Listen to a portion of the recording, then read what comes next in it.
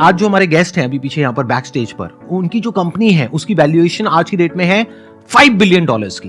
Please give an energetic and warm welcome to the cofounder of ShareChat, Ankush Sachdeva.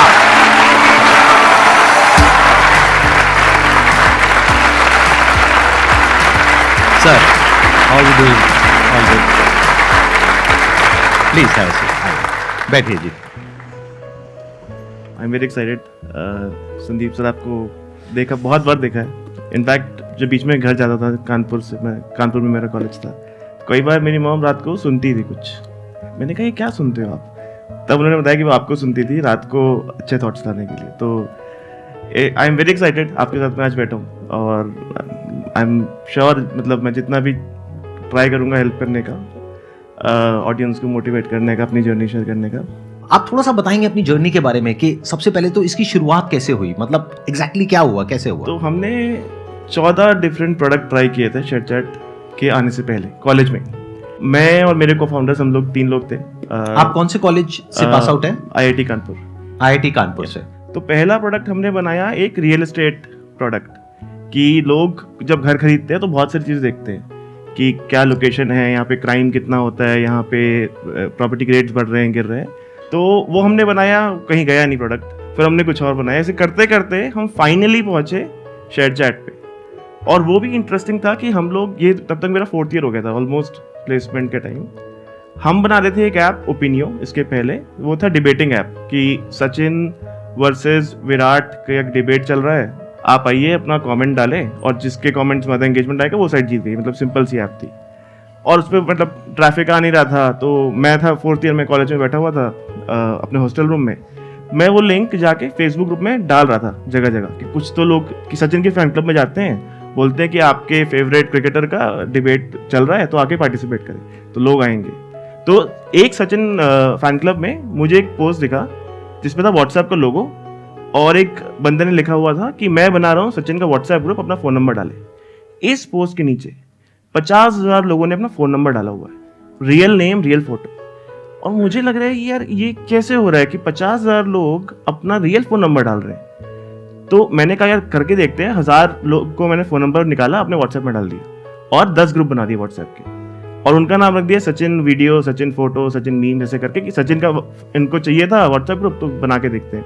1 घंटे बाद मैं वापस आता हूँ, अपना दरवाज़ा खोलता हूँ हॉस्टल रूम का, मेरा फ़ोन टेबल पे पड़ा है और वाइब्रेट हो रहा है, कॉन्स्टेंटली वाइब्रेट हो रहा है। मैंने उठाया, हर ग्रुप में 100, 200 मैसेज पड़े, और ये 100 स्ट्रेंजर्स हैं, 100 लोग जो आपस में जानते नहीं एक दूसरे को। मैंने उनको उठा के ग्रुप में डाल दिया, कोई कंप्लेंट नहीं कर रहा, सब लोग बहुत खुश हैं कि हमें कंटेंट मिल रहा है, और सब लोग हिंदी में बात कर रहे हैं, तमिल में बात कर रहे हैं, तेलुगु में बात कर रहे हैं।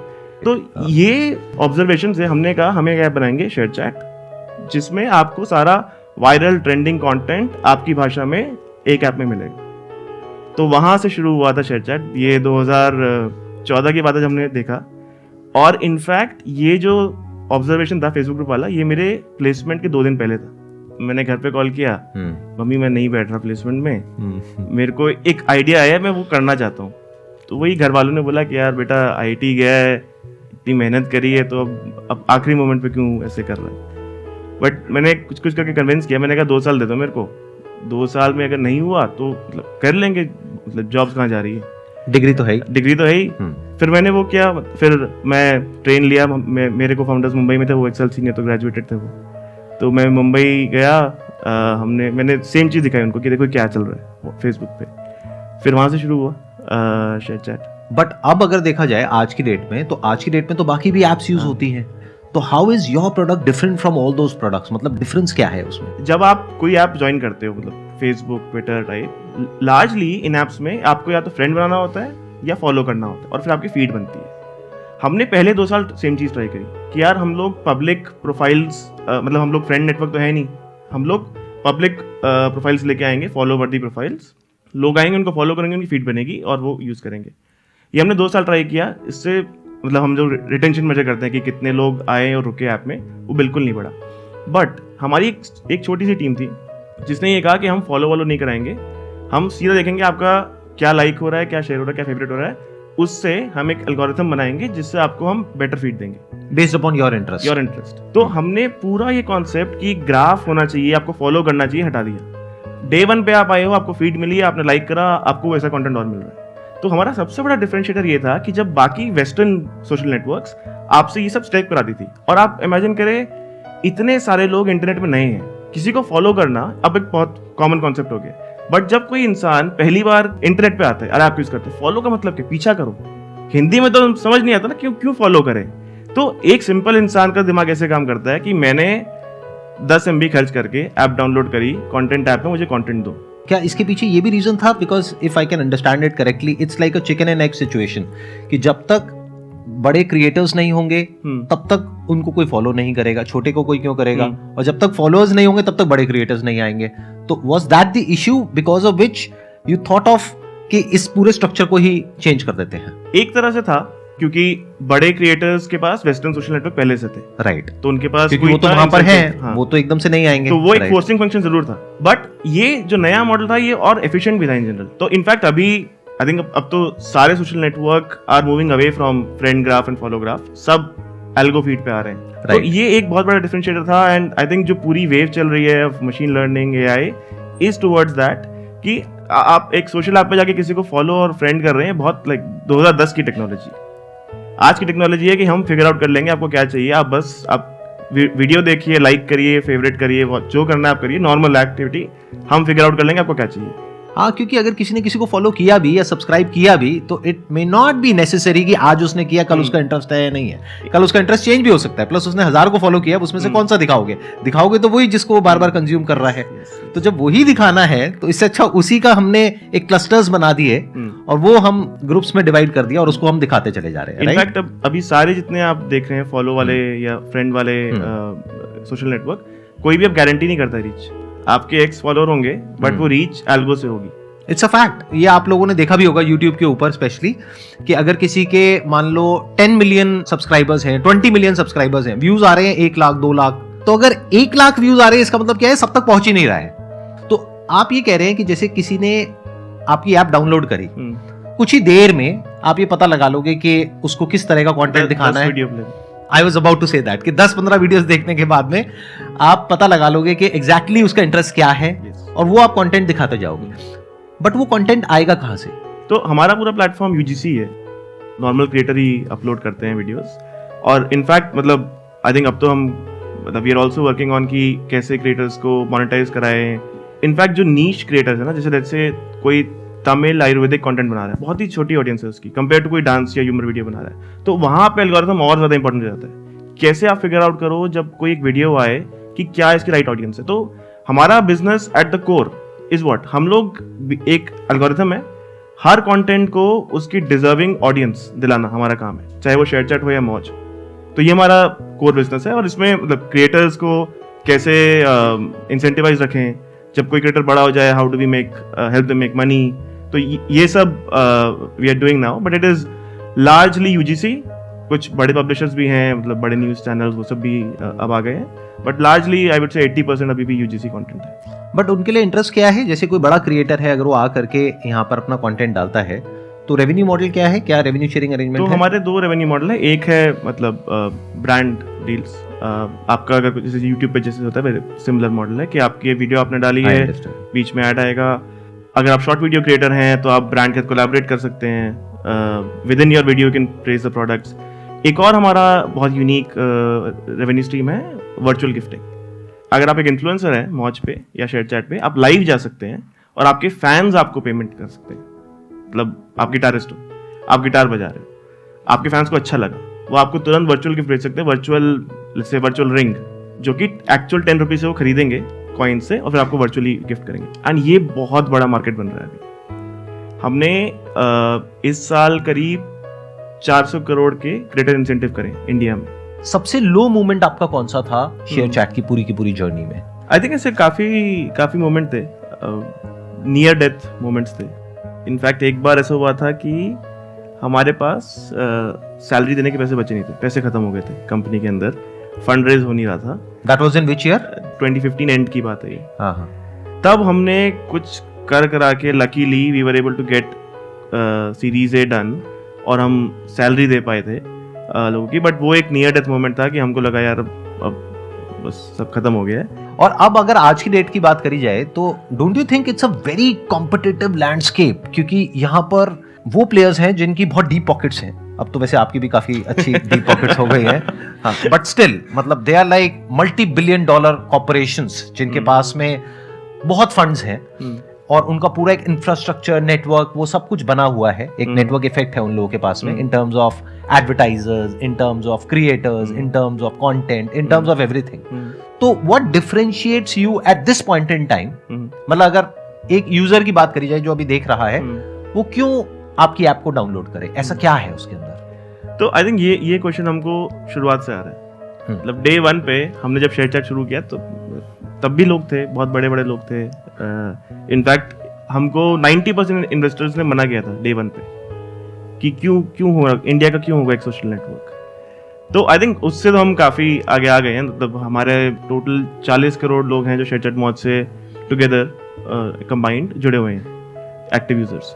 तो आई थिंक हमारा एक अपना बेस है, स्पेशली रीजनल लैंग्वेज में। तो क्या ये और प्लेटफॉर्म्स पे नहीं हो रहा है? मतलब रीजनल लैंग्वेज में कंटेंट वहां पे अवेलेबल नहीं है? इतनी डेप्थ नहीं है। सो फॉर एग्जांपल अगर आप देखें, हम जब देखते हैं अपने बिजनेस को तो शुरुआत होती है कंटेंट की, बहुत पॉपुलर कंटेंट से, ह्यूमर है, मीम्स है, डांस है। बट रियल वैल्यू कब आती है प्लेटफॉर्म की? जब आप एकदम लॉन्ग टेल कुछ सॉल्व कर रहे हैं। जैसे मैंने बोला कि मलयालम में आयुर्वेदिक कंटेंट की एक कोई क्रिएटर है, उसकी छोटी ऑडियंस होगी, बट जब वो ऑडियंस को वो कंटेंट मिलेगा वो उस प्लेटफॉर्म पे स्टिक करेगा। तो पॉइंट ये कि आप कैसे वो लॉन्ग टेल बनाए। और इंडिया बहुत डाइवर्स कंट्री है। मतलब जितनी हम 15 लैंग्वेजेस में ऑपरेट करते हैं शेयर चैट मौज। बहुत डाइवर्सिटी है लैंग्वेज में भी, टीयर्स में भी। मतलब कोई दिल्ली से है तो कोई इलाहाबाद से है, उनमें उनके कंटेंट प्रेफरेंस बहुत डिफरेंट होंगे। तो आई थिंक हमारा अपना एक ऑडियंस है जो हमने कैप्चर किया है, बाकी लोगों का अपना एक ऑडियंस है। हमारे पास इनफ कैपिटल है कि हम इन्वेस्ट करते रहें। और हमारे लिए क्या इंपॉर्टेंट, राइट? हमारा जो बीच में एल्गोरिथम है वो हम स्ट्रॉन्ग करते रहे। तो हमने इनफैक्ट ये सबसे हार्ड पार्ट है इस बिजनेस का। तो हमने 2020 में सोचा यार देखो, हम इंडिया में तो अच्छा कर रहे हैं, डोमेस्टिक कंपटीशन से हम अच्छे हैं, बट हम अभी भी लड़ किससे रहे हैं? वेस्टर्न से, राइट? तो हमने इनफैक्ट लंदन में टीम एक्सपैंड करी कि हमारी AI और मशीन लर्निंग टैलेंट हम इंडिया के बाहर बनाएंगे और सबसे बेस्ट लोग हायर करेंगे। तो आज की डेट में हमारा मशीन लर्निंग टैलेंट पूरा यूरोप में है और बाकी सब लोग इंडिया में है टू बी कम्पिटिटिव। तो आई थिंक हमारे पास इनफ कैपिटल है, टैलेंट है टू नाउ फाइट। आप जो क्वेश्चन पूछ रहे हैं वो मुझे डे 1 से लोग पूछ रहे हैं, सभी पूछ रहे होंगे और आप खुद भी अपने आप से पूछ रहे होंगे। हाँ, और मतलब कई बार डे 1 पे हमें भी लगता, अगर मुझे डे 1 पे पता होता कि ये बिजनेस बनाना इतना मुश्किल है तो शायद मैं नहीं करता। एग्जैक्टली क्योंकि ये जितना आसान लग रहा है ना उतना आसान है नहीं है। मतलब it's one of the most competitive landscapes जहां पर अभी ये है। और वहां पे जो डोमिनेंस रहा है वो सारी ये सिलिकॉन वैली की जितनी भी कंपनीज है उन्हीं का रहा है। मतलब यूएस की जितनी कंपनीज है उन्हीं का डोमिनेंस रहा है ग्लोबली अगर आप देखोगे। और रीजनली ये डेवलप करना और इस लेवल तक लेकर के आना, यू आर सेइंग आपके 40 crore that means 400 million active users हैं per month on ShareChat and Moj. These are active users या total users? Active users. He deserves a big round of applause for like say what he has done.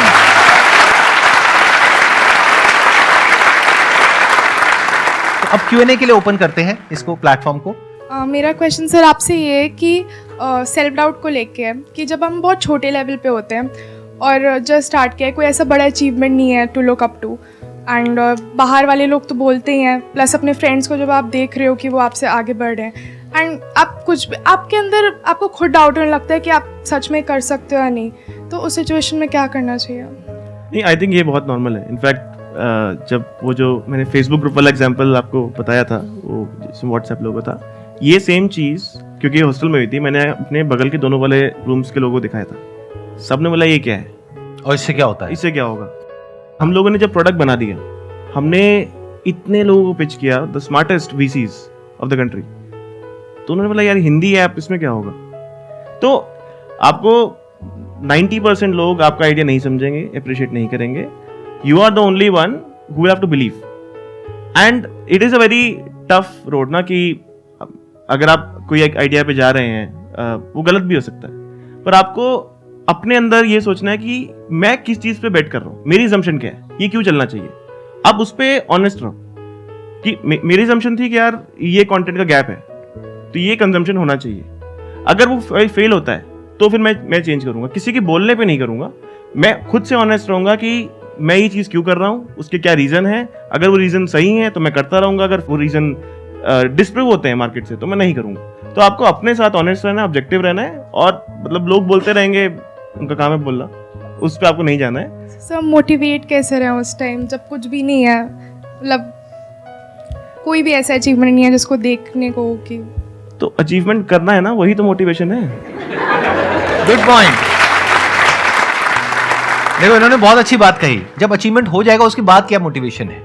समझ रहे हो मैं क्या कह रहा हूं? जब जो आपको चाहिए वो मिल गया तब क्या मोटिवेशन है। अचीवमेंट जब तक नहीं हुआ तभी तक तो वो मोटिवेशन है। वही तो ये कह रहे हैं, यही तो मोटिवेशन है कि अचीव करना है। आप यहाँ पे आए हैं, क्यों आए हैं? मतलब आपको, आपके अंदर जिद है ना, वो क्या कुछ करना है, वो है मोटिवेशन आपके अंदर। Thank you sir. मेरा एक क्वेश्चन था कि बिकॉज आप IITian रह चुके हैं, तो उस समय आपके पास ऑप्शन था कि आप एक अच्छी कंपनी में अपना लाइक जॉब लेके और आराम से पैसे कमा के अपनी लाइफ गुजार दें, जो कि एक अच्छा ऑप्शन था। बट आपने क्रिएट करने का कुछ और लोगों तक पहुंचने का ऑप्शन क्यों चूज किया? उसके पीछे क्या ज़ील, क्या मोटिवेशन थी? आई थिंक IIT की प्लेसमेंट छोड़ने से पहले भी एक डिसीजन था मेरी लाइफ में। तो मैं ये इसलिए बता रहा हूँ क्योंकि कई लोग सोचते हैं कि IIT का ब्रांड था तो कर लिया, बट उसके पहले जब मैं 12th स्टैंडर्ड में था, मैंने 12th में 2 महीने बाद मैं एक दिन स्कूल गया, एकदम परेशान हो गया कि यार 8 घंटे बिताता हूँ मैं, कुछ मेरे को मन भी नहीं है, उससे बेटर मैं घर में सीख लूँगा। मैं एक दिन वापस आया, मैंने अपने घर वालों को बोला, पेरेंट्स को बोला, मैं स्कूल नहीं जा रहा और मैं घर में पढ़ूंगा, और फिजिक्स केमिस्ट्री मैथ्स तो हम IIT के लिए प्रिपेयर कर रहे थे, वो कर लेंगे, इंग्लिश और कंप्यूटर बचा है वो मैं खुद पढ़ लूँगा। तब मेरे पास कोई वो नहीं था सेफ्टी नेट कि IIT का ब्रांड है कि नहीं, बट एक कॉन्फिडेंस था और एक कैलकुलेटेड रिस्क था कि यार मुझे लग रहा है कि वो 8 घंटे में मैं कर लूंगा अपने आप, इससे बेटर तो वो बेट ले लेते हैं। तो चाहे वो डिसीजन हो या प्लेसमेंट छोड़ने का डिसीजन हो, it is always a calculated risk कि मेरा अपसाइड क्या है, मेरा डाउनसाइड क्या है। अपसाइड ये है कि यार मेरे को फ्री टाइम मिलेगा, मैं अपनी पढ़ाई पे फोकस कर पाऊंगा। डाउनसाइड ये है कि शायद मेरे बोर्ड्स में कम नंबर आ जाएंगे। बट हम लोग क्यों पढ़ रहे हैं? हम लोग इंजीनियरिंग कॉलेज में जाने के लिए पढ़ रहे हैं, वहाँ पे बोर्ड्स का परसेंटेज और उसका कोई कोरिलेशन है नहीं। मतलब हमारे टाइम पे तो नहीं था, अब शायद चेंज हो गया हो। तो आपको ये देखना है कि अपसाइड क्या है, डाउनसाइड क्या है, और फिर डिसीजन लेना है। तो ये भी एक आई थिंक आजकल एक फैक्ट बन गया है कि कॉलेज छोड़ दो, ये छोड़ दो, क्योंकि आई थिंक संदीप सर आप भी मैं बिगाड़ रहा हूँ सब। आप भी वहाँ भी बहुत है, सिलिकॉन वैली में बहुत है। हाँ, बट ये थोड़ा सा आई थिंक ओवर हाइप्ड है, क्योंकि हम सब ने जब वो डिसीजन लिए थे, हाँ, तो कुछ सोच के लिए थे, सोच के लिए रिस्क, वो कैलकुलेटेड रिस्क था। हमने किसी को देख के नहीं लिया था ये डिसीजन। मतलब जब मैंने वो डिसीजन लिया था, हमने मतलब मैंने, क्योंकि इन्होंने तो पूरा किया, इनके पास तो आज भी डिग्री है, जो चाहे कर सकते हैं, बट मैं तो किसी काम का नहीं हूँ, मैं यही सब कर सकता हूँ जो अभी कर रहा हूँ। तो मैंने जब वो डिसीजन लिया था तो बहुत सोच समझ करके लिया था। जब मैंने वो डिसीजन लिया था तो मेरे को पता था कि in the worst case scenario में महीने का ₹1,00,000 तो कमा ही लूंगा। तब जाकर के मैंने वो डिसीजन लिया। ऐसे नहीं कि किसी को देखा और इमीडिएटली वो डिसीजन ले लिया। मतलब जैसे इन्होंने कहा ना, best case scenario, worst case scenario देख करके फिर डिसीजन लिया कि बुरे से बुरा क्या हो जाएगा, ये कहीं कुछ नहीं हुआ, हाँ ठीक है इतना तो हो जाएगा। एक डाउट था मेरे मन में कि स्कूल में बच्चों का एडमिशन कैसे होगा आगे जा करके, क्योंकि ये मेरे को डराया था, कुछ घर वालों ने ये कह करके डराया था कि बेटे आगे जा करके ना शादी नहीं होगी, ये नहीं होगा। मैं कहा शादी की आप टेंशन छोड़ दो, वो तो हो जाएगी। मेरी बात हो गई है। हाँ, तो मैंने कहा ये एडमिशन वाला थोड़ा सा डाउट है मेरे को, क्योंकि मैंने सुना था उस टाइम पे, मेरे घर वालों ने बोला कि जब वहाँ पे जाते हैं ना किसी अच्छे स्कूल में एडमिशन के लिए, तो वो पेरेंट्स की भी जो वो होता है डिग्रीज वगैरह उसको चेक करते हैं, उनका भी इंटरव्यू होता है, ये होता है वो होता है। बट अब अच्छी बात ये है कि जहाँ पे मेरे बच्चे पढ़ रहे हैं वहाँ पे मैं कई बार एज अ चीफ गेस्ट जा चुका हूँ, तो डजंट मैटर।